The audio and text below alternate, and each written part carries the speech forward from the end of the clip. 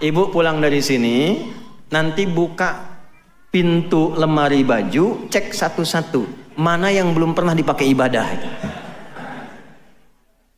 Antum sama itu.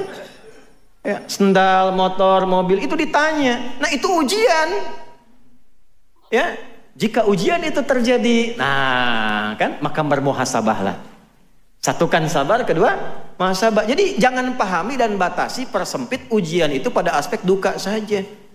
Begitu meninggal, innalillahi. Hidup pun innalillah. Karena kalimatnya hidup kita itu diuji oleh Allah, meninggal pun kita kembali kepada siapa? Nah, ini konsep yang kedua dulu. Sampai sini dulu. Kalau sudah paham ini, maka semua netral. Ajaban li amril mu'min.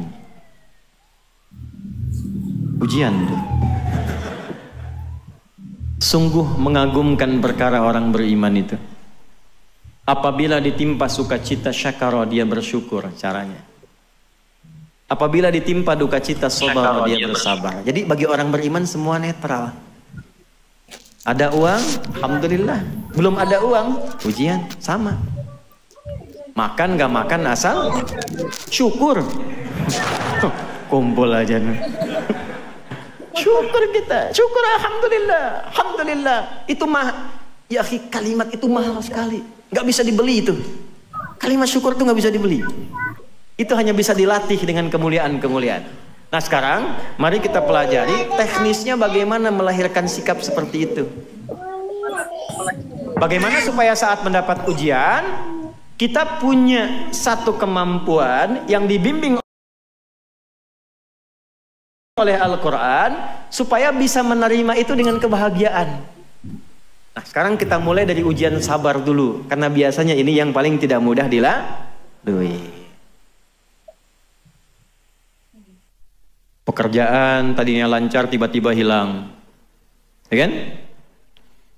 Sakit, cicilan belum lunas, dikejar pinjol, dan turunan-turunan lainnya. Yuk kita pindah teknisnya.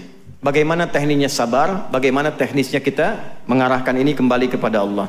Satu, Quran surah kedua, ini kita detilkan. Di ayat 286. La yukallifullahu nafsan illa usaha. Baik, tahan dulu. Ini saya mumpung ingat saya ijazahkan ya. Ada dua surah di dalam Al-Quran yang kalau kita rutin menjadikannya zikir, doa kita cepat dijawab oleh Allah. Ya.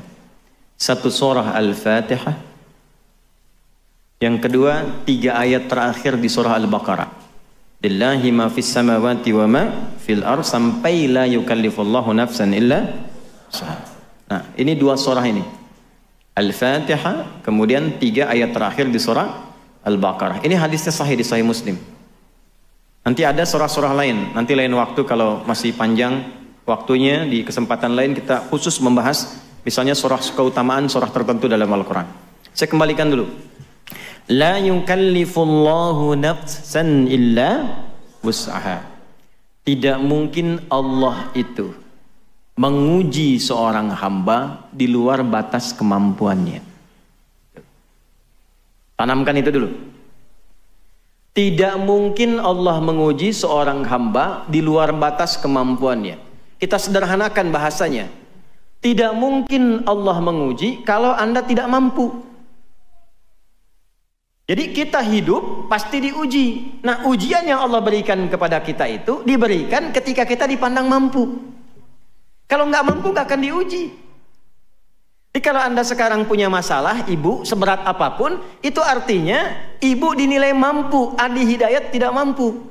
Karena itu ujian yang Anda alami tidak diberikan kepada saya, kepada Anda, karena Anda dinilai mampu.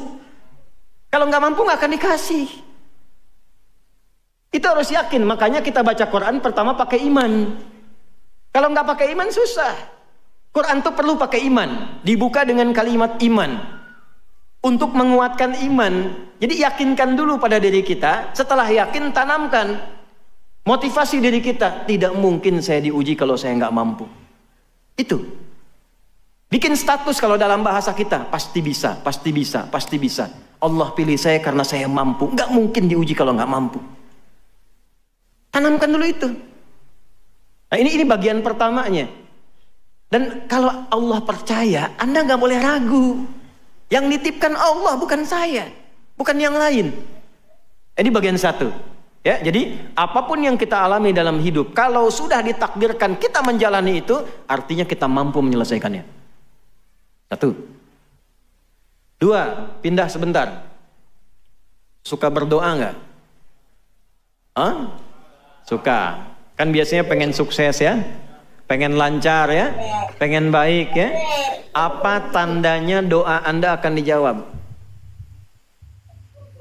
1 juta. Benar, 1 juta tuh. Tolong catat tuh. Ya.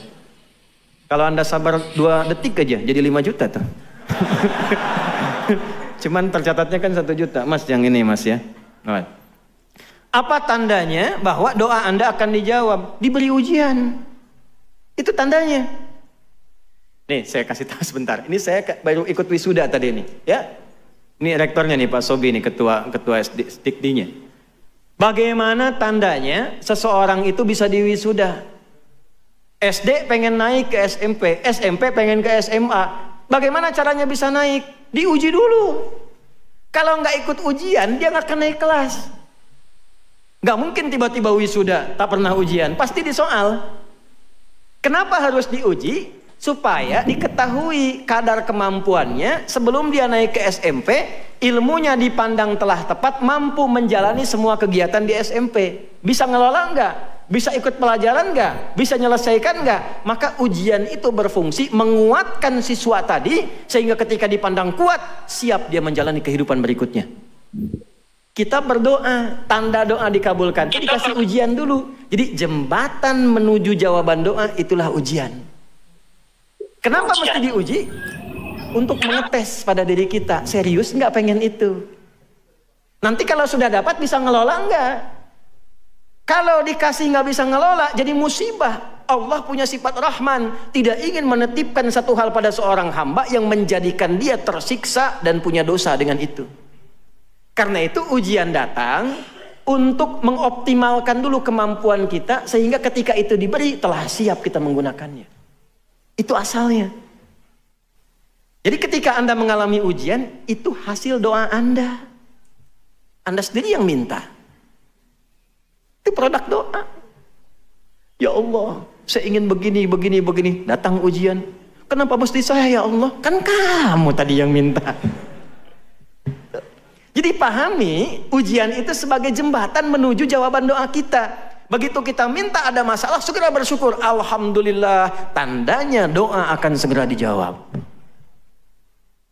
Ya Allah, saya ingin berkhidmat untuk Al-Quran. Saya mencintai Quran ya Allah. Ikhtiar saya. Saya pengen lulus ya Allah di kampus yang bisa mengajarkan saya Quran, fikih dengan baik. Ikut kita daurah dari Madinah, bahkan sejak kelas 2 SMA saya belajar kurikulumnya itu. Begitu lulus langsung dikasih rekomendasi oleh orang yang di Timur Tengah, ada tanda tangannya, langsung diterima. Tiba-tiba begitu sudah disampaikan, siap di ACC, udah tanda tangan, boom, bom Bali terjadi.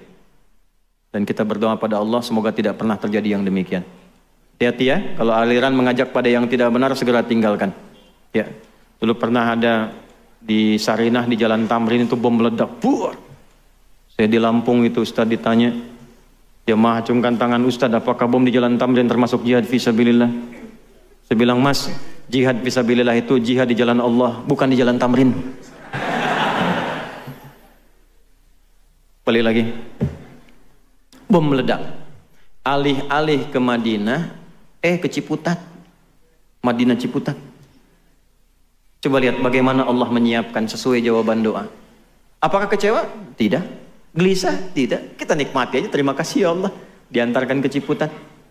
Ternyata ada kurikulum baru, cabang dari Al-Azhar kurikulumnya, namanya Dirasat Islamiyah wal Arabiyah. Di situ yang ngajarnya yang Arabnya, yang muftinya, konstruksi hukumnya. Sebelum berangkat saya disiapkan dulu.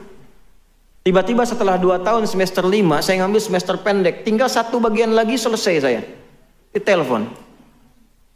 Ustaz Adi, ini ada kuota ke Libya 2 orang. Tolong carikan. Siap, saya cari. Begitu saya carikan ketemu 1. Saya bilang, Ustadz, dulu namanya Ustadz Iyad Mulyana. Ustadz cuma ada 1. Kenapa enggak Ananda yang temani saja ke sana? Sudah, saya berangkat. Niat mematuhi guru. Berangkat saya. Matuhi kiai, kita berangkat. Bismillah. Nyampe ke sana, oh ini yang saya cari. Di kampus itulah ternyata alhamdulillah yang kuliah hanya tulabul ilmi, duat saja, calon ulama saja. Belajarnya terukur di absen, bolos 3 kali langsung pulang. Kalau nyontek ketahuan pasti 100% rekornya. Langsung 2 jam diberikan persiapan untuk pulang, kemas-kemas barang, dikawal oleh bagian imigrasi ke bandara, dikasih catatan di dekat pasportnya, orang ini nyontek nggak boleh kembali. Harap-harap ke Madinah, berangkatnya ke Tripoli. Ternyata mazhab pertama di Madinah itu kan Maliki. Imam Malik itu imam Darul Hijrah, lahir di Madinah, tumbuh di Madinah, wafat di Madinah. Madhabnya Maliki, Darul Hijrah. Saya diantarkan ke tempat pertama madhab Maliki itu berada. Sekarang menyebarnya di mana? Afrika Utara, di Tripoli, Libya, madhabnya Maliki. Maka berangkat ke sana, ngaji tafsir, kemudian ke Kairo, ke Syekh Tantawi, Jauhari.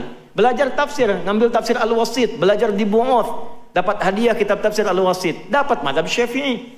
Belajar dengan Syekh Wahbah Zuhaili, lalu ngambil Maliki, ngambil Syafi'i. Ternyata dari situ diberangkatkan juga ke Saudi. Akhirnya kita ke Ummul Qura, kita kunjungi Madinah, dapat Hambali. Pulang-pulang ketemu teman-teman dari Asia Selatan, India, Pakistan, ya kan? IPB, India, Pakistan, Bangladesh. Ya, ternyata itu apa? Hanafi. Jadi kita berharap satu madhab, Allah antarkan 4 madhab. Karena kebutuhan rakyatmu, kebutuhan masyarakat umatmu di Indonesia bukan 1-2 mazhab, 4 mazhab. Disitulah kita belajar. Oh ternyata alumni kita itu luar biasa. Ada yang ke Madinah, ada yang ke Libya, ada yang ke Maroko, ada yang ke Tunis. Pulang-pulang menyebar. Yang dari Madinah pulang ke Surabaya, baca bismillahnya karena Hambali disirkan keluar. Bismillahirrahmanirrahim. Alhamdulillahi Rabbil Alamin. Yang pulang kemudian dari Mesir, baca bismillah dijaharkan. Bismillahirrahmanirrahim. Alhamdulillahi Rabbil Alamin. Yang pulang dari Libya, dari Tunis, yang dari Asia Selatan, itu Maliki dan Hanafi, bismillahnya tidak dibaca langsung hamdalah.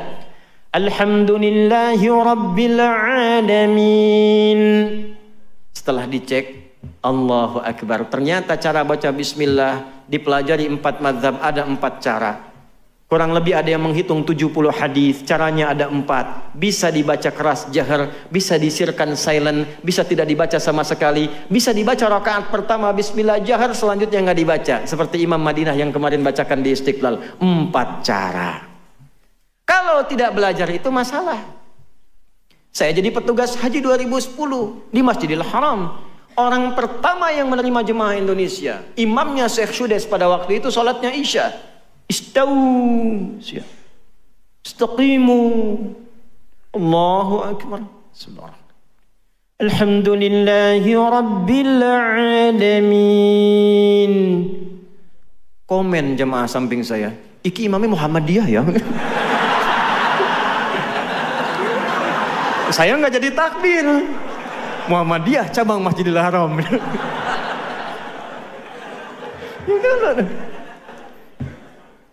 Nah itu jadi penting. Ketika ilmu itu ada, punya keyakinan, kenapa saya diberangkatkan itu? Oh saya baru paham, ini maksudnya. Jadi jangan sampai terjadi perpecahan karena masalah-masalah kecil. Ini kunut, Allahumma hdina fiman hadait, NU nih. Enggak kunut, Muhammadiyah nih. Zaman Nabi Muhammadiyah belum ada, NU belum ada, yang kunut ada dalilnya, yang tidak kunut ada dalilnya, yang salah yang tidak sholat subuh. Sehingga jangan sampai terjadi, kalau sudah paham ilmunya, tahu hadisnya, yang biasa nggak kunut tiba-tiba imamnya kunut. Kata Syekh Utsaimin, aminkan walaupun dia tidak kunut. Allahumma hdina fiman hadait, amin. Kalau nggak tahu ilmu bahaya. Allahumma hdina fiman hadait, bid'ah. Repot. Yang biasa kunut datang ke masjid, di masjid itu enggak kunut. Jangan dipaksa kunut.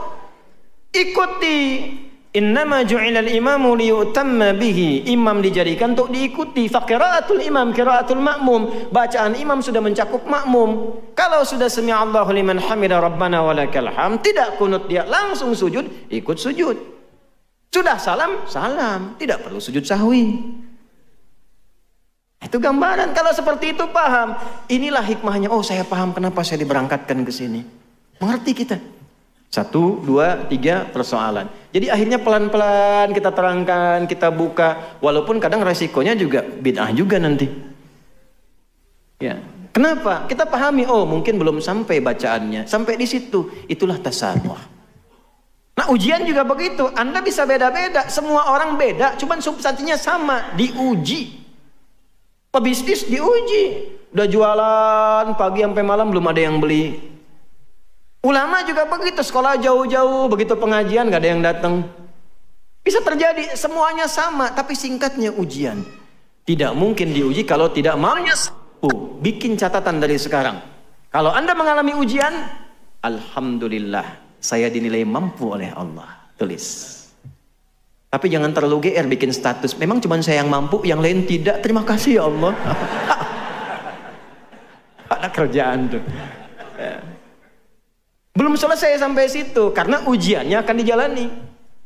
Nah kemudian bagaimana prakteknya? Sudah ada itu, ada semangat. Maka pindah ke Quran surah Al-Insyirah. Surah 94. Alam nashrah wa wada'na alladhi anqadha dhahrak wa rafa'na fa inna ma'al fa idza wa ila. Apa artinya insyirah? Lapang, lapangan. Bagus. Kalau nggak ada hadiahnya semua pengen jawab cepat tuh. Memang luar biasa. Insyirah itu sesuatu yang lapang dan luas, lebar.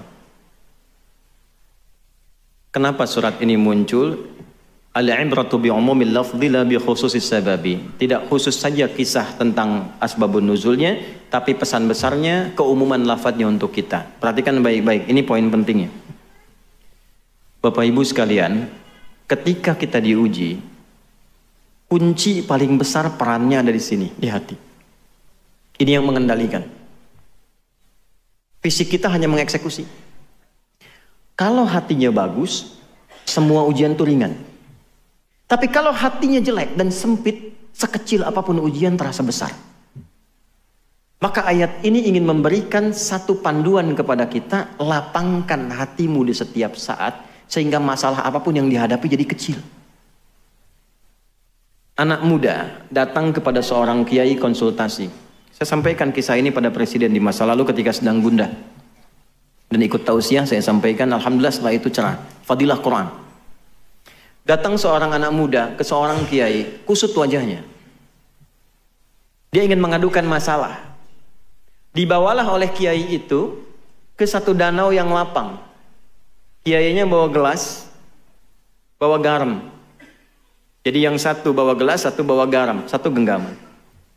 Sudah tiba di samping, kata kiai itu, coba ambil air dari danau itu, ambil. Lalu diisi oleh kiai itu dengan setengah genggam dari garam. Minum. Oh itu asin, minum dulu. Begitu diminum betul asin. Dia muntahkan airnya. Lalu yang kedua, sisa setengah garam itu dilemparkan oleh kiai tadi ke danau tadi, yang airnya segar. Sekarang ambil lagi yang baru, diambil, minum. Bagaimana rasanya? Segar. Itulah keadaan hatimu. Kalau hatimu hanya sesempit cawan ini, maka masalah kecil pun akan terasa besar, seperti garam sedikit pun terasa asin. Tapi kalau engkau lapangkan hatimu seluas danau ini, maka yang besar akan terasa kecil, yang hilang pun, yang kecil pun hilang begitu saja. Nah sekarang bacakan ayatnya. Alam nashrah laka sadrak. Hei, tolong tempatkan ayat itu kepada diri kita. Walaupun konteksnya waktu itu ke Nabi Muhammad. Bawa ke dalam diri kita. Misal, Asep ada di sini? Ada. Doni? Cecep, Firman, ada semua ya, ganti yang nggak ada. Ini pasti nggak ada nih. Suneo, pasti nggak ada ya. Misal Suneo nih diuji, Katakan pada hatinya, alam nashrah laka sadrak. Hei Suneo. Udah, jangan ketawa dulu. Ganti saya aja deh, Adi. Hei Adi Hidayat. Bukankah aku sudah buat hatimu lapang? Kenapa engkau kecilkan? Aku sudah ciptakan hatimu itu luas untuk menghadapi setiap masalah. Kenapa engkau jadikan kecil sehingga engkau tidak mudah menghadapi masalah? Ya akhi, hati kita ini diciptakan oleh Allah walaupun kecil, isinya lapang. Untuk apa? Memudahkan semua masalah dihadapi. Bahasa bebasnya begini, saya sudah lapangkan, kenapa engkau sempitkan? Sehingga masalah yang bisa engkau alami dengan mudah itu menjadi berat. Bukan karena berat masalahnya, tapi karena sempit hatinya. Alladzi qadha dhahrak, itu yang membuat kita itu berat dari ujung kepala sampai ujung kaki. Kepikiran, dikasih ayam nggak mau, kenapa nggak dimakan? Ayam belum digoreng. Jalan gelap gitu, padahal harta masih ada, cuman karena satu masalah. Alam nashrah laka sadrak wa wada'na anka wizrak. Dulu itu engkau punya banyak masalah, aku selesaikan. Ini Anda berapa tahun? 20 tahun, 30 tahun, 40 tahun. Bukankah sepanjang hidup alhamdulillah kita sudah mengalami banyak masalah?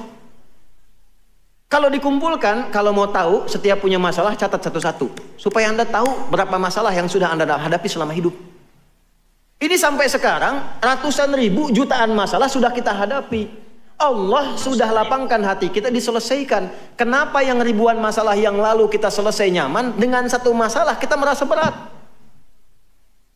Aku sudah lapangkan hatimu sehingga ribuan masalah di masa lalu bisa selesai. Kenapa dengan satu masalah yang sekarang engkau begitu berat? Barangkali engkau sempitkan hatimu itu. Secara psikologi, kalau sekarang punya masalah, lihat masa lalu. Yang dulu aja selesai, masa yang sekarang nggak selesai. Nah itu maksudnya. Katakan. Wa wada'na anka wizrak alladzi qadha dhahrak wa rafa'na. Dulu kamu sukses, nggak inget ya? Dulu kamu hebat.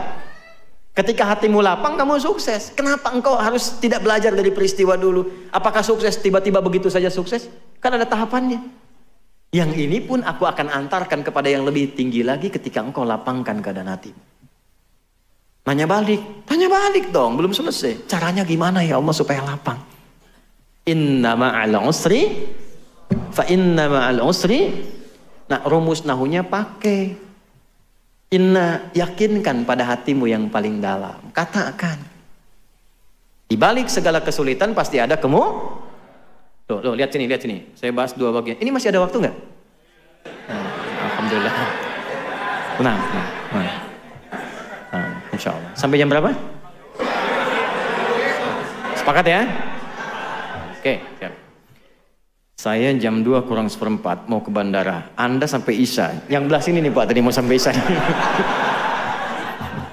Nih lihat sini. Perhatikan ayatnya. Inna ma'al usri. Nah, usri itu apa? Bukan sekedar sulit. Sulit itu ada dua kata di bahasa Arab. Ada sa'bun, ada usrun. Sa'bun, usrun. Hadza amrus sa'b. Sa'bun itu kesulitan yang relatif. Kata si A sulit, yang lain mudah. Tuh. Bahasa Inggris sulit tidak? Sulit kata seseorang, kata orang Inggris gampang. It's very easy to speak English because I'm England, ya kan? Gampang. Hey John, have you been? Betul, bahasa Surabaya bagi orang Inggris susah, bagi orang sini oh gampang betul itu. Ya. Bahasa Arab itu gampang sekali. Saya tinggal di Arab, paling mudah bahasa Arab. Saking gampangnya, anak-anak kecil tuh bisa dari kecil bahasa Arab. Jangan Anda katakan karena dia tinggal di Arab, karena unta sudah ribuan tahun di Arab, gak bisa bahasa Arab. Beo Surabaya, bawa ke Arab, ajarin kaifa haluk dalam sehari. Kaifa haluk. Beo. Halo? Itu sa'bun, relatif. Tapi yang usrun, semua menganggap sulit. Siapapun menganggap sulit. Bawa mobil mudah atau sulit? Sulit bawa mobil. Mengendarai mobil relatif, bawa mobil sulit. Ya, coba praktekin di luar tuh. Bawa mobil. Hamdus sayyarah amrun thaqil ya akhi. Susah itu, amrun usrun. Amma qiyadatus sayyarah hada rubbama sa'bun wa sahal. Alaysa kadhalik? Bala, idzan nahnu nuwasil bil lughah al-arabiyyah idzan ma'al demikian. Sebaliknya, perhatikan baik-baik. Mudah itu bahasa Arabnya ada dua. Ada yusrun, ada sahlun. Sahlun itu relatif, kata si mudah, yang lain belum tentu. Tapi kalau yusrun itu semua mengatakan mudah. Tuh, lihat lawannya. Usrun ketemu yusrun. Bukan cuma hurufnya ditukar, ain jadi ya, bukan. Itu pun dalam ilmu lughah, fikih lughah itu hebat itu. Ain kan huruf sulit. Ya, wasatul halaq di sini sama dengan ha. Ana Arab. Ya, sini tuh, ya. Itu nggak mudah. Ya itu mudah. Ya. Dari yang paling sulit ke mudah. Nih, cara memahaminya bagaimana? Sesulit apapun masalahmu, yang orang lain mengatakan mustahil ini selesai, Allah berikan solusi yang paling mudah sampai mereka mengatakan, oh bisa ya, mudah banget. Kapan itu terjadi? Ketika Anda menancapkan keyakinan pada diri Anda. Jangan goyah, yakin tanpa ragu. Dari mana taunya? Inna tadi pakai harfu nasbin wa taukidin tansibul isma wa tarfa'ul khabara mabniun 'alal fathi la mahalla lahu minal i'rab. Pakainya pakai ilmu balaghah. Nasab, tancapkan. Nasabar rajulu asahu fil ardi. Menancapkan tongkat dengan kuat tanpa ragu. Tancapkan pada hatimu, jangan ragu. Katakan. Makanya boleh, Bu, diungkapkan dengan lisan. Jangan pendam di hati. Ungkapkan dengan lisan. Bagaimana kalimatnya? Pasti selesai. Kalau terjemah begitu, di balik kesulitan ada kemudahan. Kepanjangan pasti selesai. Ada solusinya. Tulis, katakan pasti bisa, pasti bisa, pasti bisa. Kalau yang pertama tadi, tidak mungkin saya diuji kalau saya nggak mampu. Mampu. Yang kedua, pasti ada solusinya, pasti bisa. Itu yang punya ayatnya kita, yang pakai orang Jepang. Saya ngajar di Jepang dan belajar bahasa Jepang. Saya belajar bahasa Jepang. Watashi wa Indonesia no adi desu. Saya adi dari Indonesia. Ya, kami buka sekolah di Saitama. Ada sekolah Islam pertama di Jepang dari TK sampai SMA. Itu kurikulumnya dari kami. Mau dibuka November nanti, tanggal 10, Hari Pahlawan. Yang mau saya katakan, di Jepang anak TK itu mempraktekkan makna ayat ini. Jadi kalau mereka sudah mau belajar, mengatakan, bisa, kami bisa, kami bisa, kami bisa. Ini kalau generasi tahun 80-90-an, dulu tahun 95-96, itu ada acara namanya Benteng Takeshi. Ya. Seangkatan dengan Dragon Ball kan? Ya, Susuke Watanabe yang baru meninggal kemarin tuh, ya. Baik. Saya hafal saya itu. Nonton? Enggak. Itu kalau mau menaklukkan Benteng Takeshi, dia kan dimodifikasi tank begitu kan? Terus lewat kan, reporter sampingnya mengatakan, kamu bisa, kamu bisa, kamu bisa. Tuh ayatnya dipakai. Di Korea, anak-anak TK Korea itu sebelum masuk kelas, karena Jepang bilang bisa, mereka mengatakan lebih dari Jepang, lebih dari Jepang, lebih dari Jepang. Itu betul dari sejak TK, lebih dari Jepang, lebih dari Jepang. Makanya Jepang bikin Honda, Korea bikin Hyundai. Betul, Hyundai itu pengucapannya, Hyundai tulisannya. Ya, Korea, Jepang masuk Piala Dunia, Korea juga nyusul. Itu produk kayak Sintayong dan sebagainya itu, yang kemarin kalah 2-1 lawan Cina. Sebentar lagi kita ketemu Jepang itu, hafal saya hafal. 1-1 dengan Australia, 1-1 dengan Saudi, 2 sama dan 96+3. Ya, waktu di Bahrain, hafal saya itu. Ya. Nah, karena line up-nya kurang bagus waktu di Cina, mungkin persiapan Jepang yang turun pertama ya tidak seperti yang sebelumnya, maka kalah 2-1. Saya hafal, nonton? Enggak. Betul, saya nggak nonton saya, cuma saya senang baca. Senang baca, lihat supaya aktual dalam dakwanya. Sir Alex Ferguson baru dipecat, saya tahu. Anda belum tentu tahu tuh. Sir Alex Ferguson tuh duta MU untuk global. Kemarin baru dipecat karena gajinya kemahalan. 33 juta itu pound setahun, kemahalan. Dipecat beliau, kemudian Eric Cantona marah tuh kemarin tuh. Apa saya? Nonton? Enggak. Kenapa ke situ? Balik lagi ya. Nah, katakan pada diri kita itu, saya mampu, saya bisa, ini pasti selesai. Katakan, supaya termotivasi. Nah, nanti setelah itu jangan sampai di situ aja, pasti bisa, tapi nggak ada ikhtiarnya ya tetap nggak akan selesai. Faida faraghta, mitigasi masalahnya apa sih sebetulnya? Kenapa ini sulit sekali? Apa masalahnya? Apakah masalah fisikal, intelektual, atau spiritual? Ini kok kerja susah sekali, melamar sudah kemana-mana. Tolak lagi, coba dicek. Mungkin bukan kurang pintar. Mungkin bukan kurang muter, kurang usaha. Mungkin kurang dekat sama Allah. Sehingga nanti paham hikmah. Ini ya, ini saya kasih rahasia di masjid ini. Ini sudah 4 rahasia saya kasih. Ini buat masjid ini saja. Tapi tolong jagain di antara kita ya. Rizki itu kedengaran? Tidak bisa jawab. Kedengaran? Tidak bisa jawab. Rizki itu hukumnya kalau kita bergerak itu tercatat untuk dikeluarkan. Rizki itu kalau kita bergerak hukumnya tercatat untuk diberikan, keluarkan.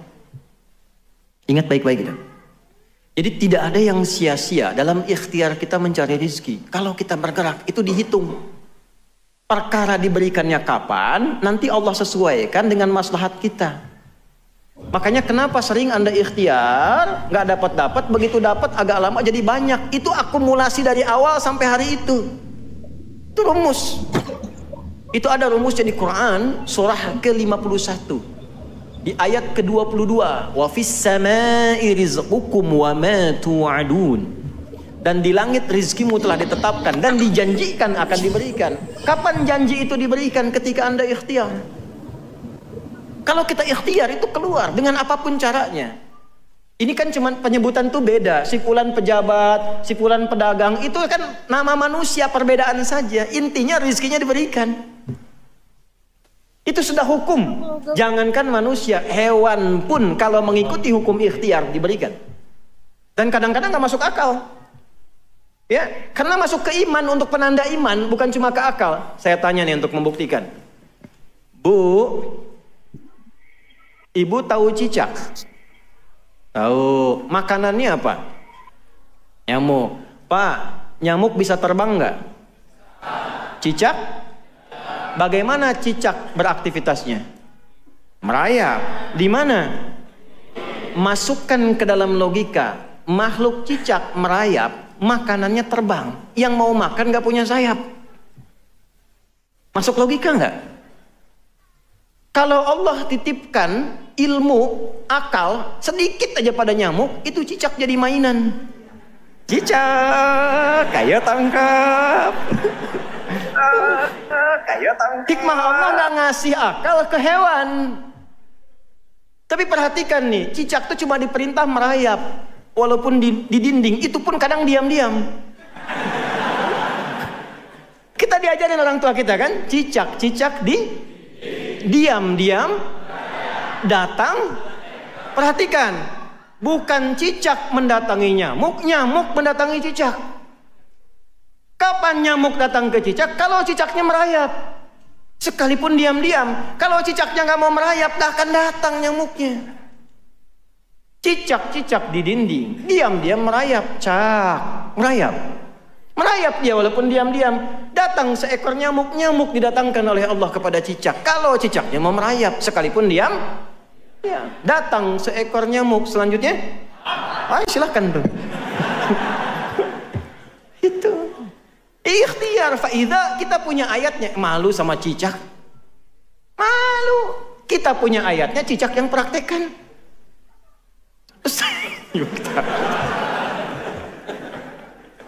Ibu. Terus ngejek lagi. Nah, makan nyamuk tuh. Kita punya ayatnya, yang ngaji kita masa yang praktekkan cicak? Ya. Nih, tahu cacing nggak? Cacing tahu? Kalau cacing disimpan di atas wajan, terus bawahnya dipanasin tuh, wajannya, kartelnya dipanasin, cacingnya gimana? Menggeliat, gerak kan? Gerak. Pertanyaan saya kenapa? Salah. Bukan panas karena cacing nggak bisa ngeluh. Aduh panas, aduh sakit, nggak bisa. Karena nggak banyak ngeluh, dia langsung cari solusi, bergerak, berikhtiar, cari tempat yang membuat dia lebih dingin.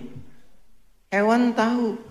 Kita manusia lebih mulia daripada hewan. Walaqad karramna bani Adam wa hamalnahum fil barri wal bahr wa razaqnahum minat thayyibat wa faddalnahum ala katsirin mimman khalaqna tafdila.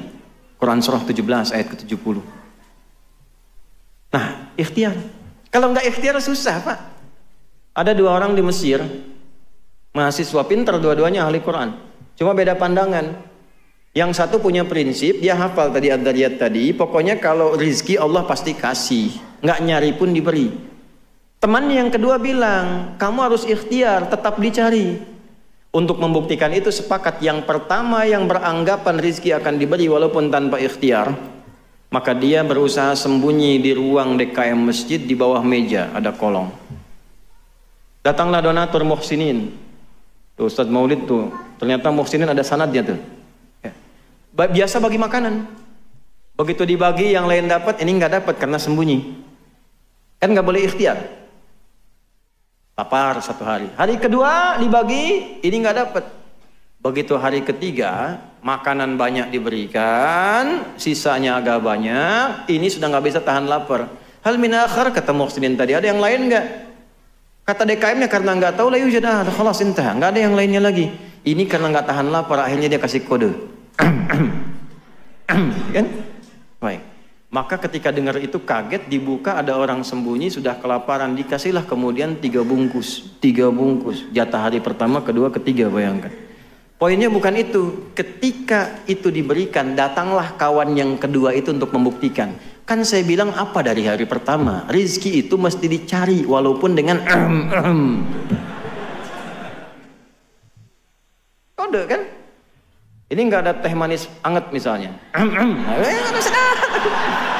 Enggak, ini contoh aja.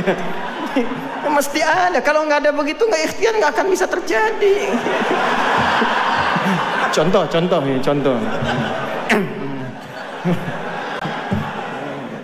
Nah itu. Jadi jika musibah terjadi, ya biarkan terjadi, ya terjadilah. Kalau nggak datang juga ya musibah. Nah, jadi itu kita hadapi saja, hadapi yang tenang, yang baik, itu saja, nggak banyak. Ya, jadi satu, yakinkan pada diri kita bahwa musibah itu anugerah.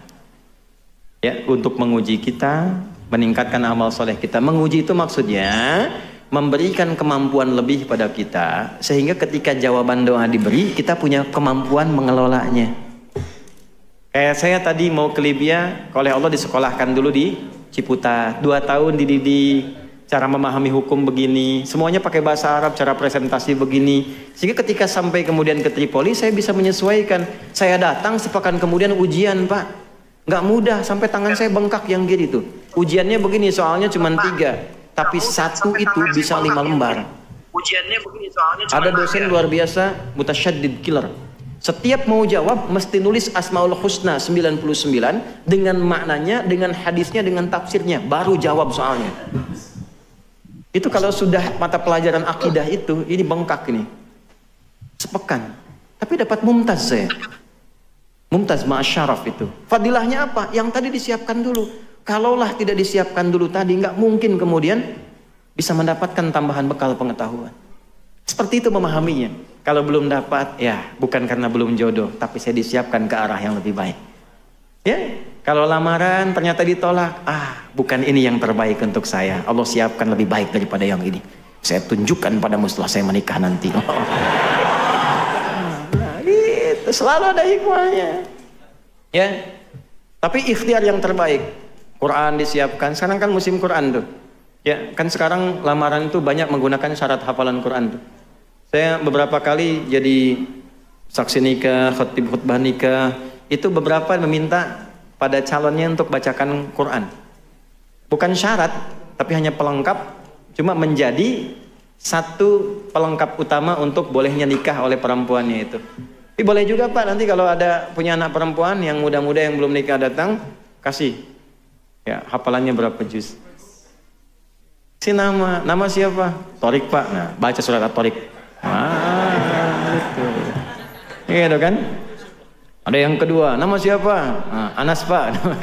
Ya, baca surat An-Nas. Nah, ada gitu. Yang keenak yang ketiga tuh, nama siapa? Waduh, nama Yusuf tuh. Ayat panjang. Yusuf Pak, cuma panggilan sehari-hari kulhu.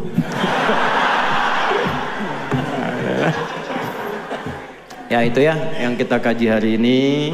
Amanat saya 2. 1, jaga sholat. Saya mohon kalau bisa saling mendoakan, upayakan tahajud. Ya, kalau sholat 5 waktu nggak usah ditanya, itu standar. Tahajud itu luar biasa fadilahnya. Kalau bisa jangan tinggal kalau masih mampu menunaikannya. Berusaha walaupun sunnah hukumnya. Yang kedua, Quran. Saya mohon Quran, jadi ahli Quran. Jadi ahli Quran. Sehari baca Quran. Baca ya, baca Quran. Mau tidur baca dulu. Mau berangkat 1 lembar aja, suami istri 1 halaman sebelum tidur sama anak-anak baca. Insya Allah teduh ke hati. Walladzi anzala as-sakinata fi qulubil mu'minin liyazdadu imanan ma'a imanihim. Di rumah tangga pengen sakinah, kuncinya iman, jalurnya Quran. Orang yang rajin mengkaji Quran, baca Quran, insya Allah dijaga oleh Allah kehidupan rumah tangganya dan jasadnya dijaga ketika dia meninggal. Ya, saya juga sama Bu, ini jangan dikira saya dari pagi itu belum berhenti sampai sekarang. Silakan tanya sama bapak-bapak ini. Tapi yang mau saya katakan, saya masuk mobil saya ngaji, jalan saya ngaji saya, merojaah, ngaji Pak. Ke pesawat saya naik ngaji, nunggu ngaji. Cuman kan harus pengumuman, saya mau ngaji dulu ya, nggak begitu. Ngaji aja biasa, merojaah, tanamkan lagi. Tapi ke hatinya enak, tenang. Ya, lihat antum walaupun banyak masalah kan tenang gitu. Alhamdulillah.